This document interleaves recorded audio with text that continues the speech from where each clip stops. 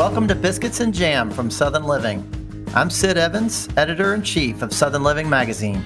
The music career of today's guest was launched almost overnight as she went from serving pizza in small-town Georgia to being watched by millions on TV every week. Honestly, looking back on it, it's kind of a blur. I was so young and there were so many things happening, and then I signed a record deal and I started traveling and I was doing concerts, and it was like the girl that was dropping the pizzas 3 months ago is now on tour with Jason Aldean. Like, what has just happened to me? In 2011, Lauren Alaina took home second place on American Idol, and she hasn't stopped writing, performing, or being in front of a camera since. She's competed on Dancing with the Stars, had hits with performances alongside Kane Brown and Rascal Flatts, and has toured with some of country music's biggest names, like Luke Bryan and Alan Jackson. On our show today, Lauren tells me how losing her stepfather to cancer inspired a deeper connection to faith, as well as her songwriting. I prayed more in that season than I probably ever have. And then the day that he died changed my life forever. And I want to share that story because I think there are a lot of families who don't get that. You know, these people get sick and their family members get sick and they don't get that hopeful end. Plus, learning how to make her Nana's biscuits and gravy, and more this week on Biscuits and Jam. Well, Lauren Alaina, welcome to Biscuits and Jam. Biscuits and Jam. Hello. I love biscuits. Well, I do too. Who doesn't? Well, who doesn't, exactly.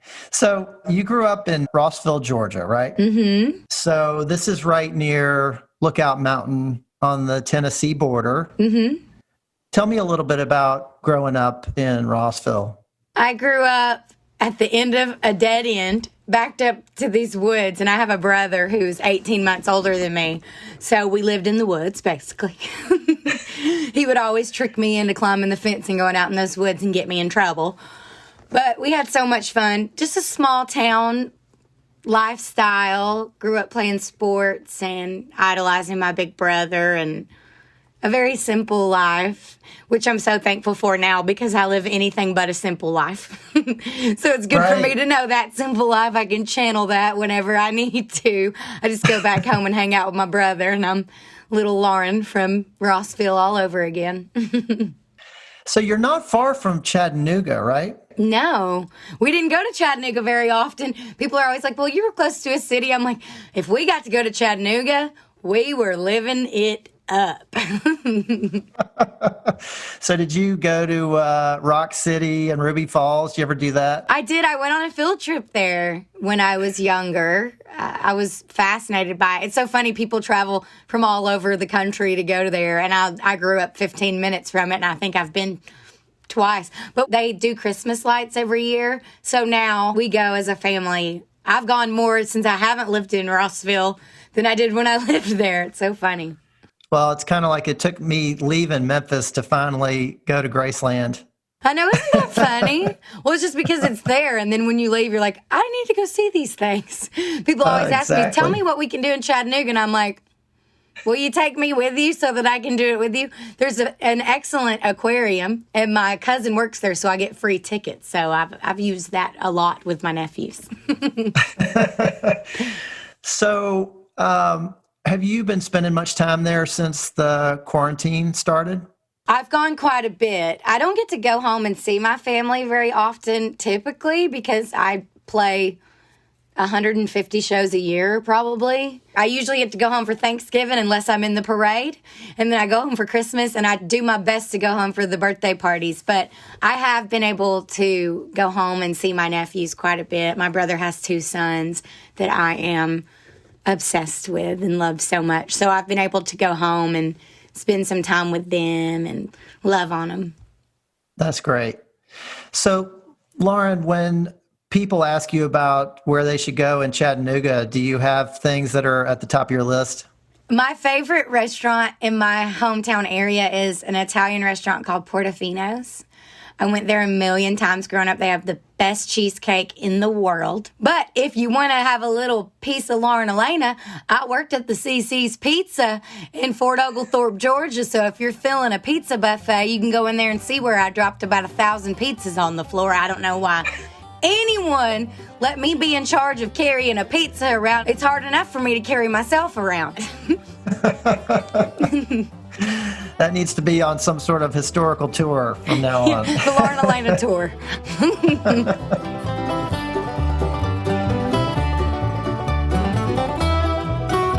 So, Lauren, tell me, who was the cook in your family growing up? Everyone in my family can cook.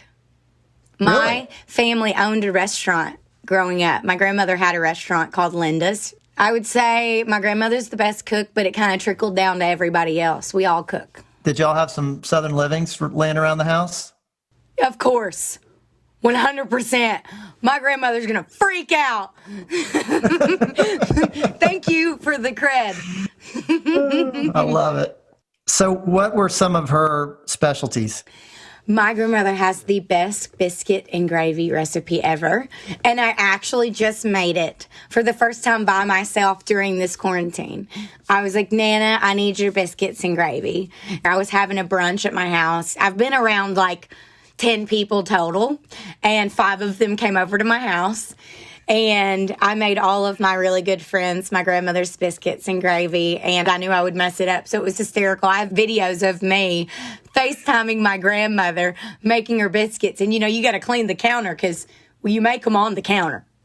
So yeah. I'm like dumping things onto my counter. I'm like, Nana, is this what I'm supposed to do? And she's like, yes, honey, you're doing a great job. And they actually turned out great. I was really proud.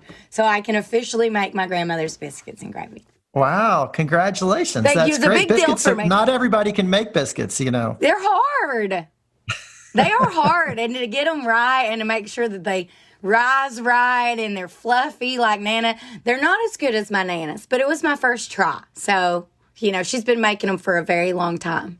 So were your mother and grandmother serious about Southern manners? Oh, goodness, yes. We pray before the meal. You keep your bottom in the seat. You don't stand up during dinner. You mind your manners. You finish everything on your plate. You don't overserve yourself because we're keeping the leftovers and we're eating them for breakfast tomorrow. And what about the holidays? Oh, listen, I'm telling you. When I go home for the holidays, I just know that I need to take sweatpants because nothing else that I own will fit me after the Thanksgiving meal. My daddy makes this really delicious sweet potato casserole. It's just pretty much sweet potatoes and brown sugar and butter, and it just all mixes together, and you just have to sleep after you eat it. Is that a Thanksgiving special? Yes, Dad makes it for every Thanksgiving. Sometimes, though, I ask my dad just to make it when I come over. I'm like, Dad, can we pretend it's Thanksgiving, please? So, Lauren, you said in the past that the church was really important to you and that is a big part of your life. Was that a big influence on your music as well? Yeah, I grew up singing in church, and I grew up singing like worship songs, and I would sing all these runs and stuff, which isn't really typical of country music. So if you listen to my music, you can definitely hear like some gospel inflections that I sing, and I'm like, thank you, Jesus. But I would say I gained my confidence to be on stage in church, for sure. I would sing at my grandmother's diner. They'd put me up on the bar in the diner when I was like 3 years old, and I would sing for the whole restaurant. But the church has always been really important to me, and I would say even more so now as an adult. It was the last few years, there have been a lot of things happen in my personal life that have been they stopped me in my tracks, but it's kind of crazy. The harder the situation was, the closer I got to God, which was really nice. And Lauren, your dad was a big influence on you in terms of music, right? Yeah. My dad grew up playing banjo and guitar, and he's just a very musical person. His family in general is really musical. So my dad's uncle, my great uncle, actually at one point had a record deal at Capitol. Really? Yeah, he signed a record deal, and then his wife got pregnant, and he ended up leaving his band to raise his family. But he was one of the best singers I've ever heard, my Uncle James. So I just grew up with like a pretty serious love for music, and my dad would play guitar for me growing up, and it was kind of how I connected with my dad, and still is. he came to stay with me the first couple of weeks of quarantine, and we made videos of us singing together. Now he plays my songs. We grew up playing cover songs, and now my dad plays my songs, which is really sweet and special. And what's it like for you performing with him in front of a big crowd? I've seen you do that a couple times. My daddy is really shy. Actually, my daddy is the most outgoing person you'll ever meet. He acts just like me, unless he's on stage, and then he's like sweating and very nervous. But he says that playing with me makes him feel more comfortable. And it is really sweet because when I grew up, we were playing in front of 30 people. Now we play in front of thousands of people, which is very shocking for him, but he loves it. And it's a really sweet moment when he jumps up there with me. And it was his childhood dream to play banjo at the Grand Ole Opry. And that never happened. And then when I got older, obviously I played the Grand Ole Opry tons of times. And my dad, I think, has played there with me 2 or 3 times. So it's pretty special. Oh, wow. He must have loved that. Yeah, I'll never forget the first time I played the Grand Ole Opry. My daddy cried like a baby. And he's like, he was in the Army. He's tough macho man, but not when it comes to his baby girl. I can make my daddy cry any given time. And what about your mom? Is there a lot of music on her side as well? Yeah, my mom is actually a really good singer as well. We were like the karaoke family. We loved karaoke night. We did karaoke every chance we could. My mom she's so spunky and loves to sing and loves to dance. So I think I'm like the perfect blend of my parents. I had an appreciation for music from a very young age. So, Lauren, you had a big hit called Like My Mother Does. Yeah. And there's a line in there that says, when I look at her, I think I want to be just like that. Yeah. What are some of the things that you guys have in common? She's just really kind and caring. I would say not that my dad's not. My dad is definitely kind and caring. I just told you he can cry at the drop of a hat about me. But my dad's the funny guy. He's the life of the party. He's really funny. And my mom is the nurturer. She's very compassionate and caring, and she's just really loving. My mom is just a really morally sound person. That song was really special. The first time I heard it, I cried because I was like, I gotta sing this song for my mama because I look up to her so much. I've got really good parents to look up to. When I'm low, I give it all I got, like my mother does. When I'm scared, I bow my head and pray, like my mother does. When I feel weak and I'm pretty, I know I'm beautiful and strong because. Well, they must be very proud. And I've got to ask you about American Idol. You were off to the races at age 15, which seems like a really intense thing to go through. Did you go into that contest thinking you were going to win it? No. Well, actually, I said from the time I was like 6 years old that I was going to be on American Idol. And I always make jokes and I say that I rallied my troops for years and years and years because I've been telling people since I was 6 that I was going to be on the show, and I would tell them to vote for me. So I think a part of me knew, but to actually be there and do it and do something that you've said you were going to do since you were a little girl is kind of surreal. Honestly, looking back on it, it's kind of a blur. I was so young and there were so many things happening, and then I signed a record deal and I started traveling and I was doing concerts, and it was like the girl that was dropping the pizzas 3 months ago is now on tour with Jason Aldean. Like, what has just happened to me? So did you come away from that with life lessons, having been through that experience? It must have been really just such a roller coaster. It was a roller coaster for sure. I always say it's almost like American Idol was boot camp for the music business because it was so fast paced, and I really learned how to do interviews and how to be on camera. I'd always been in front of a live audience, like face to face. So that pressure was really good for me to go through early on in my career because I love a camera now. I am not shy in front of a camera. It taught me how fast-paced this business is and how hard you have to work. And it was really, really good for me. It was really hard. The scrutiny and the opinions of the world that kind of came with it were really hard for me, but I think it was important for me as well at a young age to learn not to care what other people have to say about me and just to only care about what I have to say about me. And if I want to improve something about myself, I do it for me. I'm only 25 and I've been doing this for 10 years, and the last few years of my life would never have happened the way that they happened. And I don't think I would have really appreciated the success I have now without kind of going through such a hard time at first. You know, American Idol is a funny thing because you're instantly famous, but you're not instantly successful. And to have success, you have to really work for it. And I think I was really fortunate to be so young that I could spend 6 years where most people would be finishing high school and going to college and setting up their career. I definitely feel like I went to college, but I just started it at 15 and I got to graduate around 21 and I wrote all this music and kind of set up for my career now. So you and a guy named Scott McCreery were the last two finishers. He ended up winning, right? You know, it was kind of awkward for us for a while because everyone thought we were boyfriend and girlfriend because I was 15, he was 16.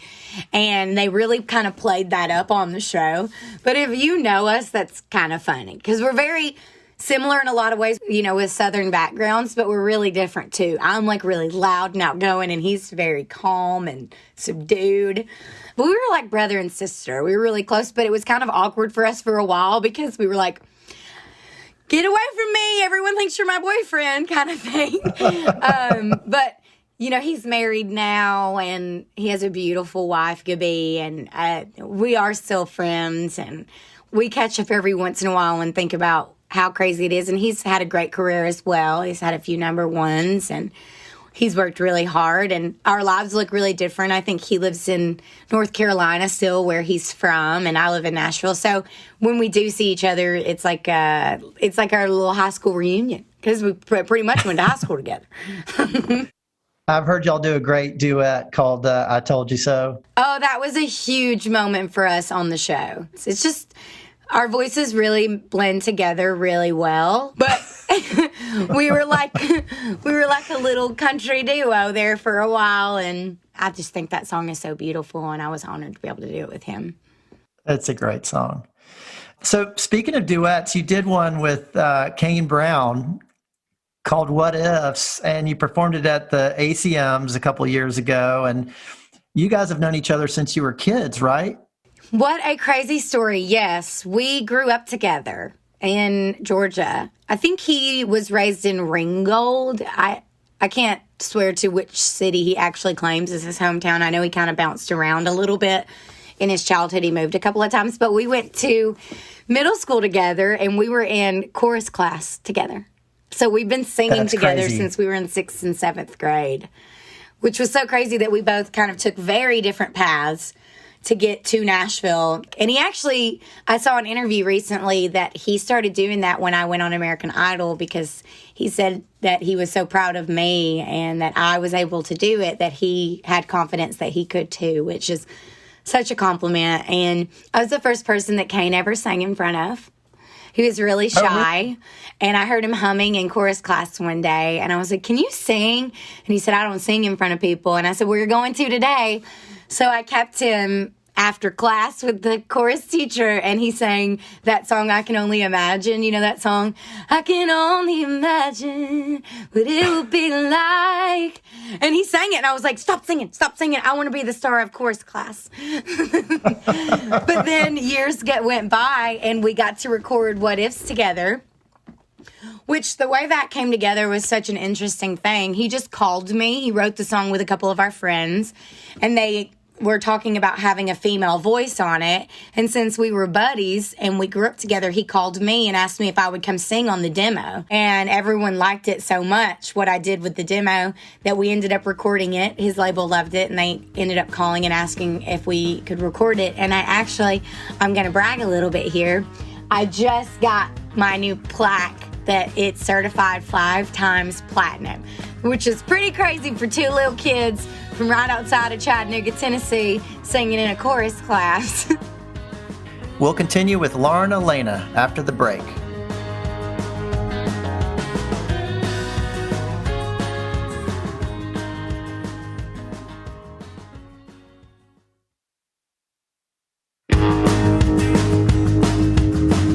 Welcome back to Biscuits and Jam from Southern Living.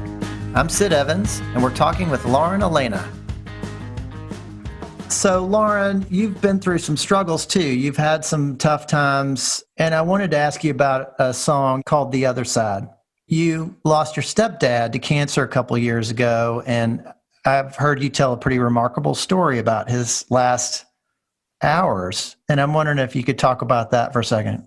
So my stepdad was wonderful. He was a Marine. He ran 6 miles a day. He was just very physically fit, and he started having some pain in his stomach and in his hip. And he went to the doctor, and we found out he had stage 4 melanoma. He was 47, and he ended up passing away October 21st. And it was horrible. And it really tested my faith. I prayed more in that season than I probably ever have. And then when he went home on hospice,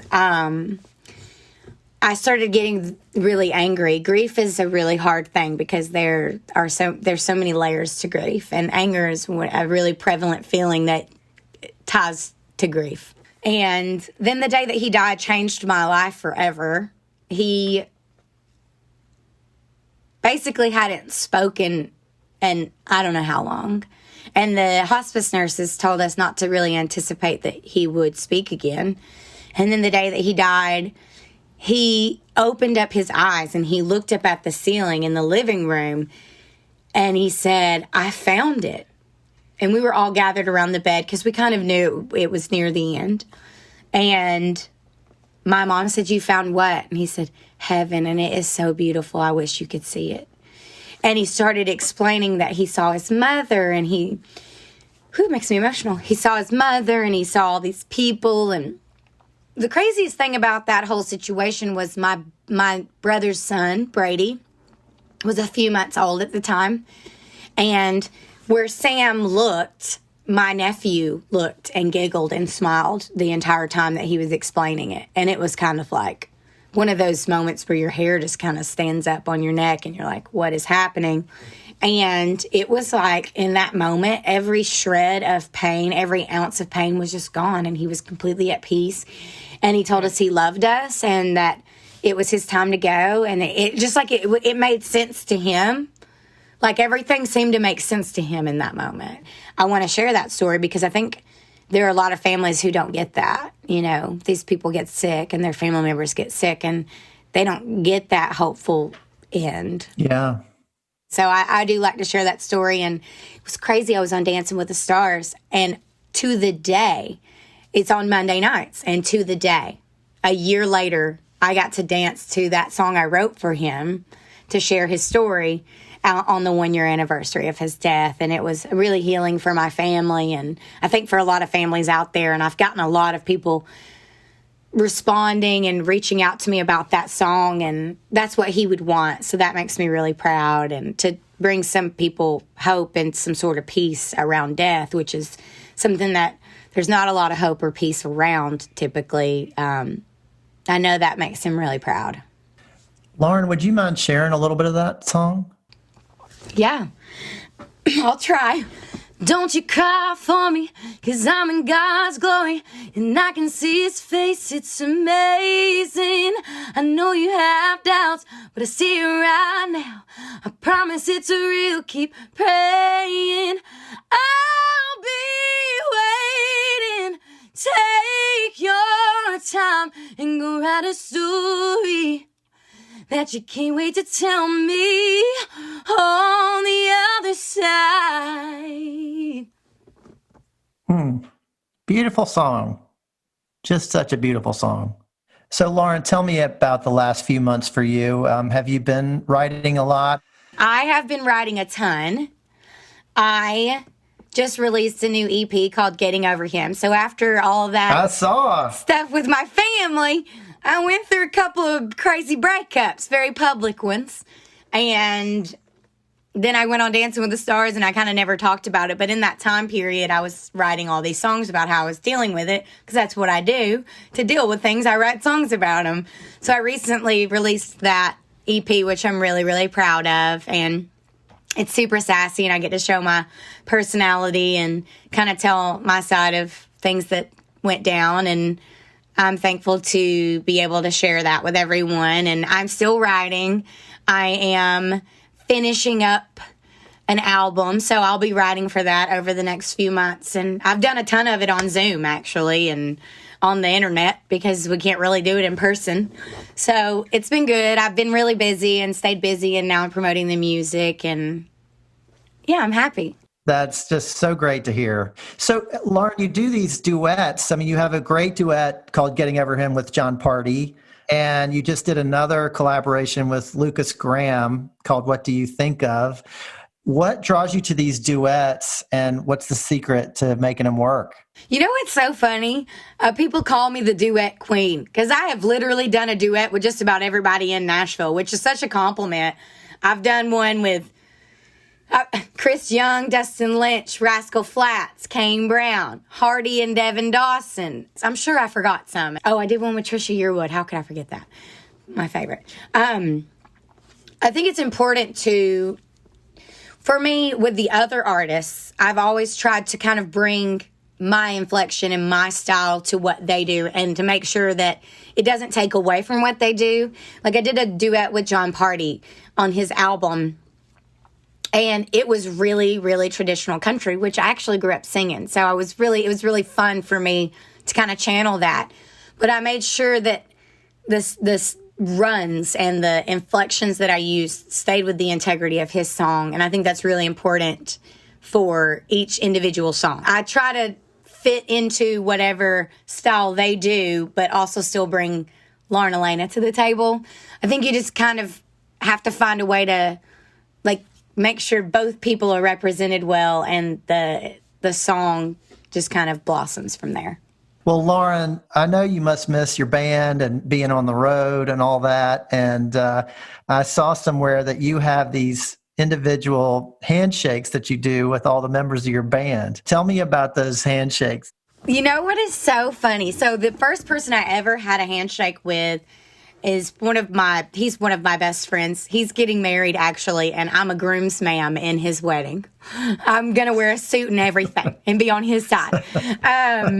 His name's Michael Zuso, and he ran sound for me, and he was I think he was the first person I had a handshake with. And then I had a handshake with, my old assistant is here, and she's mad because she's saying my first handshake was with her. She gave me the finger, not the middle finger. This is a podcast. The pointer finger, and shook it at me like a mom would.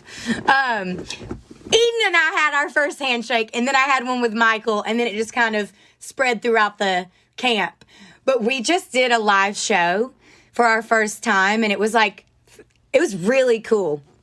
So they set up this technology where the fans are in front of me, and I can hear them and I can see them, but they're on LED screens. And then it's live broadcasts to them on their screens. So it's like a real concert. And it was my first time playing a show with my band since March. And we did our handshakes without touching. So we just mimed our handshakes. It was hilarious. But I definitely have missed my band, and it was nice to be back with them and to do our handshakes. And I'm so sorry, Eden, for taking that first handshake away from you. Well, Lauren, what are you looking forward to the most when we get past this? Just being back on stage, really being back on stage in a room, feeling the energy from them. That live show is the closest I think I'll get to it until we actually get back out there. So I'm thankful for that. But I was born to do that. So to get back out there and to connect with people, I think it may look a little different for a while until we all get used to it. But I don't care how different it looks. I'm ready to get back. Well, Lauren Alaina, thank you so much for being on Biscuits and Jam. Thank you so much. Love me some biscuits and jam. Come back sometime. I will. Thank you. Thanks for listening to my conversation with Lauren Alaina. Her new EP, Getting Over Him, is available wherever you get music. Southern Living is based in Birmingham, Alabama, and this podcast was produced and edited in Nashville, Tennessee. If you like what you hear, please consider leaving us a review on Apple Podcasts or telling your friends about the program. You can find us online at southernliving.com and subscribe to our print publication by searching for Southern Living at www.magazine.store. Biscuits and Jam is produced by Heather Morgan-Schott, Chrissy Tiglius, and me, Sid Evans, for Southern Living. Thanks also to Ann Kane, Jim Hankey, Eliza Lambert, and Rachel King at Pod People. I look forward to having you here next week for more Biscuits and Jam.